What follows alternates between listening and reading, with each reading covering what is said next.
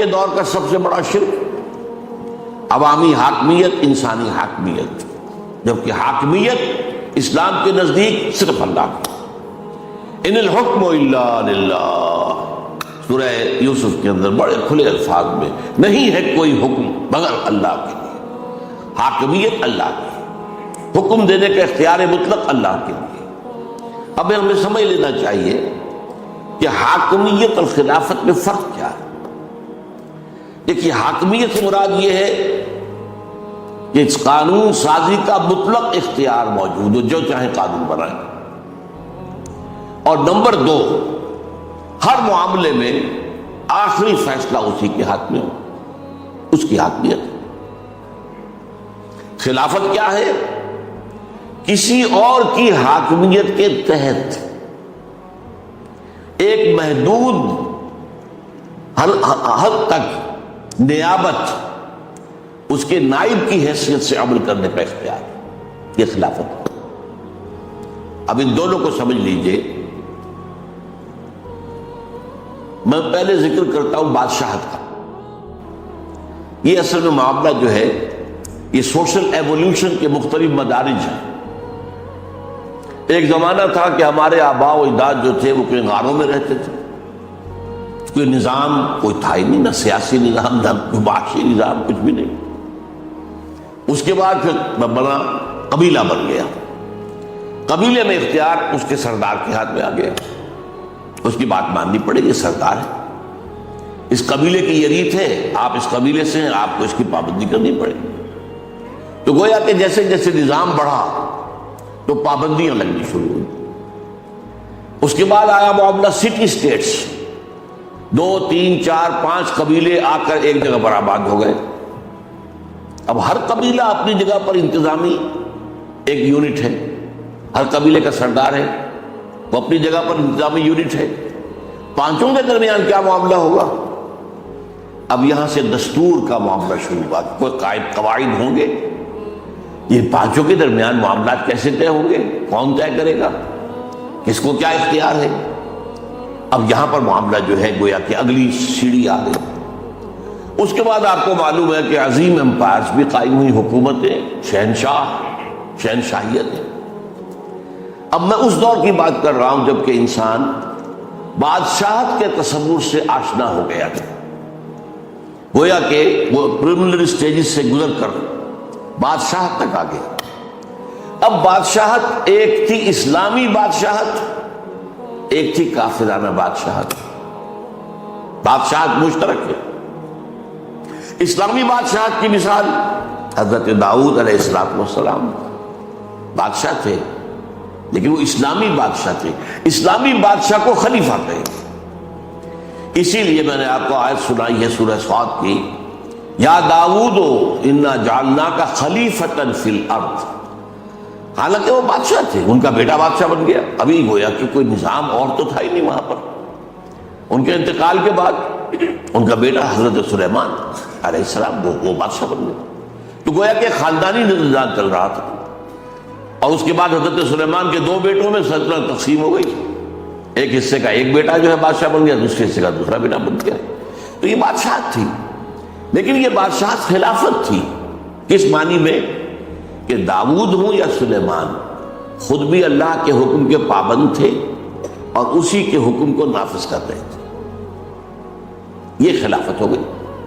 اپنا انہوں نے دعویٰ نہیں کیا کہ ہم مختار مطلق ہے، جو چاہے فیصلہ کریں، نہیں، حاکم اللہ ہے، ہم خلیفہ ہیں، ہم اللہ کے نائب ہیں۔ اللہ کا جو حکم آتا ہے، اور یہ ظاہر بات ہے کہ اللہ کا حکم براہ راست انہی کے پاس آ رہا ہے کیونکہ وہ نبی ہے۔ آج کل جسے آپ کہتے ہیں ہاٹ لائن پر رابطہ قائم ہو رہا، تو گویا کہ ایک ہاٹ لائن تھی حضرت داؤد اور اللہ کے درمیان، جس سے وحی آ رہی ہے، احکام آ رہے ہیں۔ اس حضرت سلیمان کو وحی آ رہی ہے، احکام آ رہے ہیں۔ تو اگرچہ یہ بادشاہ تھے، داؤد بھی سلیمان بھی علیہ السلام، لیکن یہ خلیفہ تھے۔ اب ہم کہہ سکتے ہیں اسلامی بادشاہ، یہ گویا کہ اسلامی بادشاہ تھی یا خلافت تھی۔ یہ دونوں الفاظ جان بوجھ کر میں بول رہا ہوں تاکہ بعد میں جو باتیں مجھے کہنی ہیں واضح ہو جائیں۔ اب ان دو کے برعکس آئیے نمرود اور فرعون، یہ بھی بادشاہ تھے، لیکن یہ خدائی کے حقوق کے دعوے دار تھے، ہمارا حکم چلے گا، جو ہم چاہیں گے کریں گے۔ فرعون کا دعویٰ کیا تھا؟ الیس لی ملک مصر وہذہ الانہار تجری من تحتی، کیا مصر کی حکومت میری نہیں ہے؟ میں بادشاہ، میں مالک ہوں، اور یہ سارا آبپاشی کا نظام جو ہے، آپ کو معلوم ہے وہاں پر دریائے نیل سے آبپاشی، یہ سارا نظام میرے تحت ہے۔ کیا مانی؟ جس کا چاہوں موگا کھول دوں، جس کا چاہوں بند کر دوں، جس کو چاہوں پانی دوں، جس کو چاہوں نہ دوں، میرا اختیار ہے۔ اس کا نام فرعونیت ہے، یہ کفر ہے، یہ شرک ہے، یہ جو بادشاہت ہے جہاں دعویٰ ہو جائے حاکمیت کا، وہ شرک ہے اور کفر ہے۔ اسی طرح نمرود تھا، نمرود نے بھی تو کہا تھا نا کہ میں بھی، ابراہیم سے ان کا مجادلہ ہوا علیہ الصلوۃ والسلام، حضرت ابراہیم نے کہا میرا رب وہ ہے الذی یحیی و یمیت، جو جس کو چاہتا ہے زندہ رکھتا ہے، جس کو چاہتا ہے مار دیتا ہے، میں انا احیی و امیت، ہاں میں بھی، میرے پاس بھی اختیار موجود ہے۔ اس نے کہیں جیل کے اندر سے 2 قیدی منگوائے، ایک ہی گردن اسی کو توڑوا دی سب کے سامنے، دوسرے کو چھوڑ دیا، دیکھو میرا اختیار ہے، انا احیی و امیت، میں نے ایک کو زندہ رکھا ہے، وہ قتل کر دیا، ہے کہ نہیں؟ پھر حضرت ابراہیم نے اس سے کہا کہ میرا رب جو ہے یاتی الشمس من المشرق فات بها من المغرب، میرا رب وہ ہے جو سورج کو مشرق سے نکالتا ہے، تو اگر رب ہے تو مغرب سے نکال کے دکھا۔ فبہت الذی کفر، تو وہ جو کافر تھا وہ مبہوت ہو کر رہ گیا۔ یہ نمرود کی بادشاہی یہ کفر ہے، یہ شرک ہے۔ فرعون کی بادشاہی کفر ہے، شرک ہے، اسے غیر اسلامی کافرانہ بادشاہی کہہ لیجیے۔ داؤد کی بادشاہی عین اسلامی ہے، اسے اسلامی بادشاہت کہیں یا خلافت کہیں۔ سلیمان کی بادشاہی عین اسلامی ہے، اسے خلافت کہیں یا اسلامی بادشاہت۔ اب اگلی بات سمجھیے، جب تک کہ نبوت چل رہی تھی، سلسلہ جاری تھا، آج سے 1400 برس پہلے تک تو جاری تھا، تو نبی ہی خلیفہ ہوتا تھا، یعنی خلافت شخصی تھی۔ یہ نوٹ کیجئے لفظ شخصی، پرسنل، ایک عالمی خلیفہ ہے۔ چنانچہ یا داؤد انا جعلناک خلیفۃ فی الارض، اے داؤد ہم نے تمہیں بنایا ہے خلیفہ۔ اجتماعی خلافت نہیں تھی، یہ خلافت کیا تھی؟ شخصی، ہر نبی خلیفہ ہے، اور اس کی وجہ صاف ہے، وہی اس کے پاس آتی ہے جو اصل حاکم ہے، جو اصل حکمران ہے، جس کے لیے حاکمیت ہے، الحکم الا للہ الملک القدوس، وہ جو ہے، ظاہر بات ہے کہ اس کا رابطہ تو ان سے ہے اور عام آدمیوں کا تو نہیں ہے۔ ان کے پاس اللہ کے احکام آ رہے ہیں اور وہ اسے نافذ کرتے ہیں۔ جہاں اللہ کا حکم نہیں ہے وہاں اپنی عقل سے، اپنے فہم سے، اپنے سمجھ سے کام لیتے ہیں۔ یہ خلافت کا ایسنس جو ہے سمجھ لیجیے۔ اس کو ایک بہت عمدہ مثال سے جو ہمارے لیے بہت آسان ہو جائے گی، آج سے چلیے 65-70 سال پہلے کیا صورت تھی ہندوستان میں؟ ہمارا حاکم کون ہوتا تھا؟ وہ بادشاہ ہے جو انگلستان میں بیٹھا، یا ملکہ ہے جو انگلستان میں بیٹھی، سوورنٹی تو اس کی تھی۔ یہاں وائس رائے ہوتا تھا دلی میں۔ وائس رائے کا کیا ریلیشن شپ ہے اس حکومت کے ساتھ؟ جو حکم آ جائے گا، ہز میجسٹیز گورنمنٹ، اگر بادشاہ ہے تو ہز میجسٹیز گورنمنٹ کہیں گے، اگر کوئین ہے تو ہر میجسٹیز گورنمنٹ کہیں گے۔ جو حکم وہاں سے آئے گا تو وہ جو وائس رائے ہے لازماً اس کی تنفیذ کرے گا، اسے اختیار نہیں ہے اس میں رد و بدل کرنے کا۔ لیکن جہاں کوئی حکم نہیں آیا ہے وہاں وائس رائے کا کام ہے اپنی سمجھ سے کام لے، اپنے ذہن سے کام لے، دیکھیں موجودہ جو حالات ہیں، جو گیون سرکمسٹانسز ہیں، اس میں ہماری جو مملکت ہے، امپائر جو ہے، اس کے انٹرسٹ میں، اس کے مفاد میں کیا فیصلہ کرنا چاہیے۔ لیکن فیصلہ کون کرے گا؟ وائس رائے نہیں، اس لیے کہ حکومت وہاں سے اصل حاکم کی طرف سے کوئی فرمان نہیں آیا، بس یہ ہے وائس ریجنسی کہہ لیجیے اس کو، یہی خلافت ہے۔ جو حکم اللہ کی طرف سے آ گیا وہ نافذ کرنا ہے، اس میں نبی کو اختیار نہیں ہے کوئی تبدیل کر دینے کا۔ البتہ جہاں کوئی حکم نہیں ہے وہ نبی جو ہے اپنی فہم، اپنی سوچ، اپنی صلاحیت، اپنی ذہانت اس سے کام لے کر جو فیصلہ چاہے گا کرے۔ اچھا، یہ کب تک سلسلہ چلا ہے؟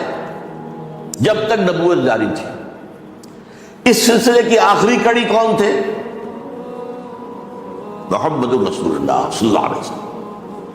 اب ہم یہ کہتے نہیں ہیں حضور کو کہ حضور خلیفہ تھے، حضور کی شان جو ہے بہت بلند ہے، لفظ خلافت سے اونچی ہے، اس لیے جو اصل اونچی شان ہے خاتم المرسلین ہے، خاتم النبیین ہے، سید الانبیاء ہے، محبوب رب العالمین ہے، تو آپ جب بھی نام لیں گے آپ کو تو ہم اس حوالے سے لیں گے۔ لیکن آپ یہ سوچئے کہ مدینے میں جو چھوٹی سی ریاست قائم ہوئی اس کا حاکم کون تھا؟ حضور تھے، حضور خلیفہ تھے نا، جو بھی آ رہا ہے حکم حضور کو آ رہا ہے، حضور اس کی تنفیذ کر رہے ہیں۔ جہاں نہیں ہے آپ اپنی اجتہاد سے، اپنے سوچ سے، اپنے غور و فکر سے نتیجہ نکالتے ہیں۔ اب یہ بھی ہوتا تھا بعض معاملات کے اندر حضور نے ایک فیصلہ کیا، اللہ تعالیٰ کی طرف سے اس کی نفی ہو گئی، آپ نے ایسا نہ کیجیے، ٹھیک ہے، بدل دیں۔ آپ نے قسم کھا لی تھی آج کے بعد میں یہ شہد دوبارہ نہیں کھاؤں گا، وہ آپ کو یاد ہے سورہ تحریم کی پہلی آیت، یا ایھا النبی لم تحرم ما احل اللہ لک تبتغی مرضات ازواجک، روک دیا گیا۔ یہ بھی ہو سکتا ہے کہ حضور کا ایک اجتہاد ہو اور اللہ نے اس کے اوپر جب کوئی نفی نہیں کی تو وہ گویا کہ شریعت کا حصہ بن گیا۔ لیکن بہرحال جو حکم آیا ہے اس کی تنفیذ کرنی ہے، اور جہاں کوئی حکم نہیں ہے اس میں نبی کو اختیار ہے کہ اپنے اجتہاد سے، اپنے سوچ بچار سے، اپنے فہم کے مطابق فیصلہ کرے۔ یہ حیثیت رہی ہے حضور کی مدینے کے 10 سال جو ہے ریاست جو بن گئی تھی، جو سن 8 ہجری کے بعد آپ کو معلوم ہے کہ وہ پورے عرب کی حکومت ہو گئی تھی۔ جب قریش بھی جو ہے انہوں نے اپنی شکست مان لی اور مکہ فتح ہو گیا، تو اگرچہ عرب میں کوئی فارمل حکومت نہیں تھی کہ اس کا صدر مقام مکہ ہو، نہیں، لیکن مکے کو وہ حیثیت حاصل تھی جسے ام القریٰ کہا گیا۔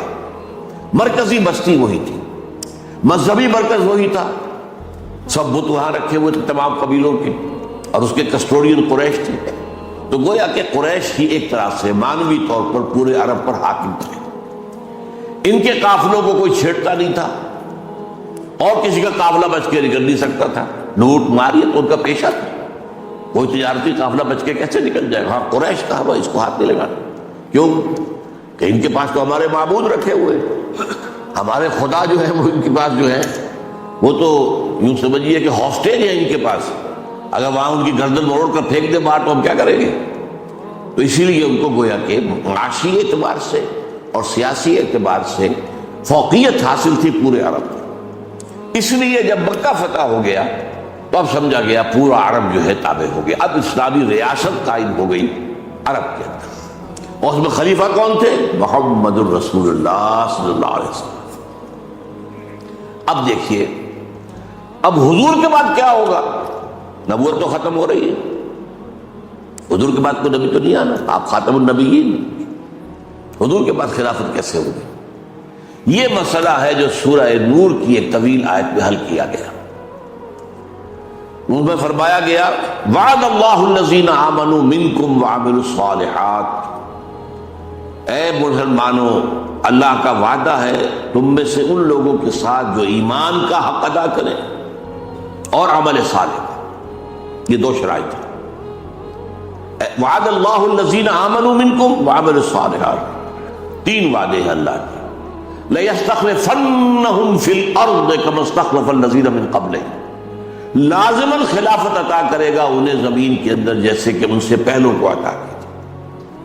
اب یہاں جنہیں تھوڑی سی بھی عربی کی شذ ہے، وہاں تھا یا داؤد انا جعلنا کا یہ واحد کا صیغہ ہے، اے داؤد ہم نے تمہیں خلیفہ بنایا، لہذا لوگوں کے مابین فیصلے کیا کرو عامل کے ساتھ، اپنی خواہش نفس کی پیروی نہ کرنا، وہ تو تمہیں جو ہے اللہ کے راستے سے ہٹا دے گی۔ یہاں جمع کا صیغہ آ گیا، لَيَسْتَخْلِفَنَّهُمْ، ان کو ہم خلافت دیں گے زمین کے اندر جیسے کہ پہلوں کو دی تھی۔ وَلَا يُمَكِّنَنَّ لَهُمْ دِينَهُمُ الَّذِي ارْتَضَىٰ لَهُمْ، اور لازماً استحکام عطا فرمائیں گے زمین میں، تمکن عطا فرمائیں گے ان کے دین کا جو کہ اللہ نے ان کے لیے پسند کر دیا ہے۔ اسلام، ان الدین عند اللہ الاسلام، اللہ نے پسند کر دیا، اس نے تم پر مکمل کر دیا۔ الیوم اکملت لکم دینکم واتممت علیکم نعمتی ورضیت لکم الاسلام دینا، اب دین یہی ہے۔ تو فرمایا اس دین کو تمکن حاصل ہو جائے، اس کی حکومت قائم ہو جائے۔ وَلَا يُبَدِّلَنَّهُم مِّن بَعْدِ خَوْفِهِمْ أَمْنًا، اور بدل دے گا ان کی خوف کی حالت کو امن سے۔ یہ خوف کی حالت سے مراد کیا ہے؟ آپ کو معلوم ہے مدینے کی چھوٹی سی بستی ہر وقت کھٹکا رکھتا تھا کہ ادھر سے کوئی آ رہا ہے، ادھر سے کوئی آ رہا ہے، فلاں قبیلہ حملہ کرنے والا ہے، فلاں قبیلہ حملہ کرنے والا ہے۔ کتنی مرتبہ تو قریش چڑھ کر آئے، پھر اس کے بعد جو ہے غزوہ احزاب، یوں سمجھیے اذ جاؤکم من فوقکم ومن اسفل منکم، وہ اوپر سے شمال سے بھی آئے، جنوب سے بھی آئے، اور پھر یہ کہ جو نجد کا علاقہ تھا اونچا وہاں سے بھی آئے۔ 12,000 کا لشکر، چھوٹی سی بستی، چند ہزار افراد کی بستی اور 12,000 کا لشکر، تو ہر وقت خوف کی کیفیت تاری رہتی تھی۔ لیکن اب جب ظاہر بات ہے جب اللہ کا دین جو ہے متمکن ہو جائے گا زمین کے اندر تو پھر خوف ختم ہو جائے گا، مسلمانوں کی حکومت ہوگی، اختیار اور اقتدار ان کا اپنا ہوگا، لہذا خوف ختم ہو جائے گا۔ 3 وعدے اصل میں وہ جسے کہتے ہیں نا، وہ مثال اچھی تو نہیں ہے، 1 میں 3 اور 3 میں 1، یہ عیسائی کہتے ہیں کہ وہ تثلیث کو بھی مانتے ہیں، توحید کو بھی مانتے ہیں کہ یہ خدا اور اس کا بیٹا عیسیٰ اور روح القدس، یہ 3 بھی خدا ہیں اور تینوں مل کر ایک بنتے ہیں، 1 میں 3 اور 3 میں 1۔ تو یہ بات یہاں میں کہہ رہا ہوں، یہ ایک وعدہ بھی ہے، 3 بھی ہیں، ایک ہی کے اندر ساری بات ہے۔ دین، اگر دین کو تمکن ہو گیا تو گویا کہ خلافت مل گئی، اور دین کو تمکن ہو گیا تو مسلمانوں کو تمکن حاصل ہو گیا۔ اب ان کے لیے جو ہے کوئی خطرہ نہیں، کوئی اندیشہ نہیں۔ اس کے بعد کا ٹکڑا جو ہے بڑا اہم ہے، لیکن میں نے محسوس کیا کہ بعض حضرات اس کو سمجھے نہیں بالکل۔ یعبدوننی لا یشرکون بی شیئا، یہ اصل میں ان 3 چیزوں کے نتیجہ جو ہوگا وہ اس کو بیان کیا جا رہا ہے۔ تب وہ میری عبادت کریں گے پورے طور پر، اور تب وہ پاک ہو سکیں گے شرک سے پورے طور پر۔ اگر خلافت کا نظام قائم نہیں ہے تو آپ کی عبادت ناقص ہے۔ آپ کیسے بندگی کر رہے ہیں؟ آپ نماز روزہ تو کر رہے ہیں، لیکن آپ کا قانون کیا ہے جس کے تحت آپ زندگی گزار رہے ہیں؟ وہ تو کافرانہ ہے، وہاں تو اسلامی قانون نہیں ہے۔ آپ کا معاشی نظام کیا ہے؟ تو کافرانہ ہے، سود پر مبنی ہے، بینکنگ کی بنیاد پر ہے۔ لہذا جب تک دین قائم نہیں ہوتا عبادت ناقص ہے، عبادت جزوی ہے۔ اسی کو تو میں بارہا بیان کرتا ہوں کہ اس کا کفارہ کیسے دیں؟ ہم یہاں زندگی گزار رہے ہیں تو گناہ کر رہے ہیں، لیکن کیا کریں؟ کہاں جائیں؟ کہیں نہیں جا سکتے۔ کہیں دنیا میں اسلامی حکومت ہو تو ہمارا وہاں جا کر ہجرت کر کے وہاں جانا فرض ہو جائے گا، ہے ہی کہیں بھی نہیں۔ اس حوالے سے مجبور ہے، تو مجبور ہو تب بھی جو گناہ تمہارے اندر جا رہا ہے، سود کا گناہ تمہارے اندر جا رہا ہے، جیسے دھواں جاتا ہے اندر، جیسے غبار جاتا ہے اندر، اس کا کفارہ کیا ہے؟ کفارہ یہ ہے کہ اس نظام کے خلاف جد و جہد کرو اور نظام اسلام کو قائم کرنے کی کوشش کرو۔ اگر یہ کر رہے ہو تو اس گناہ کا کفارہ ہو جائے، اس گناہ کی تلافی ہو جائے گی۔ اور اگر اس نظام کو تسلیم کیا ہوا دل سے تو پھر تو تم اللہ کے باغی ہو، باغیوں سمیت ہو گئے۔ اگر بش کہہ سکتا ہے، ایک عام سا آدمی، کون کیا ہے اس کی حیثیت؟ وہ صدر امریکہ تھا تو کچھ تھا بھی، حالانکہ ان کے ہاتھ میں کیا ہے؟ سارا یہودیوں کے اعلی کار ہے۔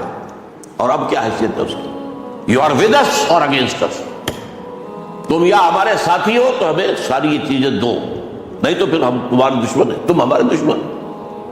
اللہ بھی یہ کہتا ہے تم یا میرے ہو تو حزب اللہ میں ہو، حزب اللہ میں نہیں ہو تو پھر حزب الشیطان ہے، اللہ داخل کرو۔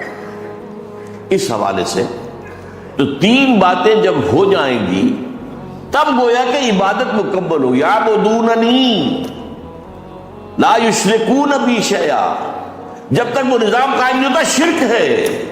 اگر وہ نظام نہیں ہے تو آپ کا دستور اگر کافرانہ ہے تو شرک ہے. اگر کوئی بادشاہ بن کر بیٹھا ہوا ہے مطلق کہ جو چاہوں قانون بنا لوں، شرک ہو گیا.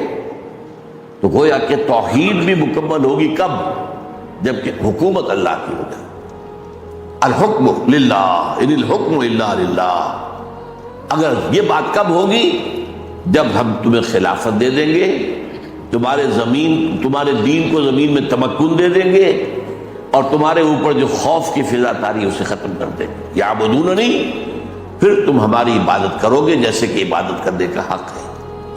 پھر تم شرک سے بچو گے جیسے کہ شرک سے بچنے کا حق ہے. یعبدوننی لا یشرکون بی شیئا ومن کفر بعد ذلک فاولئک هم الفاسقون. اب یہ جملہ بھی کیوں کہا گیا؟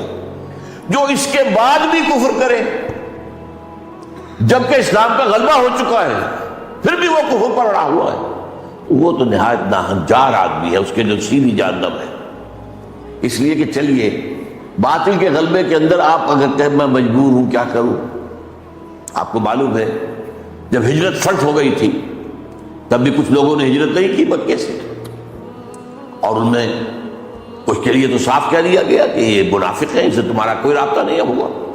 ما لکم من ولایۃ من شیء حتی یہاجروا، جب تک ہجرت نہ کرے. لیکن یہ کہ بوڑھے، ضعیف، بیمار، جو راستہ نہیں جانتے، عورتیں، سفر کی کوئی قدریہ نہیں، ان کو معاف کر دیا گیا، ان کا معاملہ اور ہے. تو اس لیے اگر تو کوئی شخص جو ہے مجبوری کی حالت کے اندر، چونکہ غلبہ اس کا ہے، اور اس کے اندر آپ سوچئے ایک شخص سارا دن محنت شاقہ کر کے، محنت شاقہ 12 گھنٹے، آج کل سرکاری ملازم بھی جو ہے ان میں سے آپ دیکھیں گے کہ 8 گھنٹے اگر سرکار کے ملازمت کرتے تو کہیں شام کو کوئی اور جاب کرتے ہیں، تب کہیں جا کر بچوں کے لیے 2 وقت کی روٹی کا انتظام ہوتا ہے.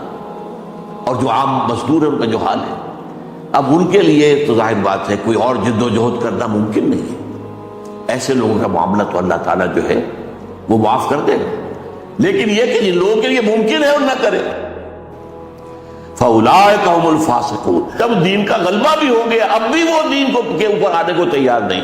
اب وہ امتحان تو نہیں رہا جو پہلے تھا. پہلے تو جب غلبہ جو تھا کفر اور شرک کا تھا تو ایمان لانے کا مطلب کیا تھا؟ کانٹوں بھرا بستر، آپ کو تکلیفیں ہر طرف سے آئیں گی، آزمائشیں آئیں گی، ستایا جائے گا، مارا جائے گا. لیکن اب تو بات ختم ہو گئی.